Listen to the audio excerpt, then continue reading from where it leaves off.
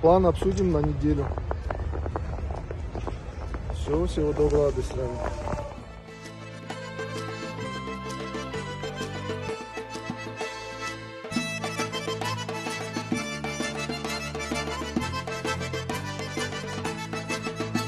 Ногайские ковры самые лучшие!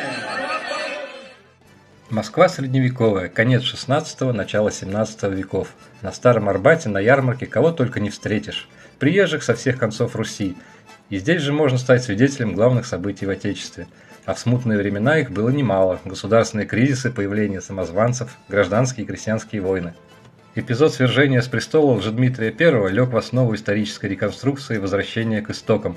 Проект местной ногайской национально-культурной автономии Ногай-Эл Нового Уренгоя. Многие задаются вопросом, а были ли ногайцы в становлении московского государства? Да, были. Петр Ураков, ногайский князь, со своим отрядом, убив Лжедмитрия, поднял весь российский народ освобождения нашей Родины.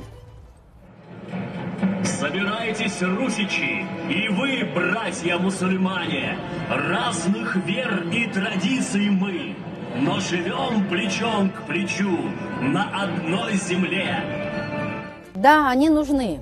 Они нужны, это нужны для самосознания и поддержания как-то патриотического духа своего подрастающего поколения, для того, чтобы они помнили свою историю. Я всегда говорю во всех передачах, что каждый молодой человек, знающий свою культуру, может и должен уважать чужую культуру. Поэтому, да, это очень важно, и это очень нужно. Мы все живем в одной стране. Наша сила в единстве.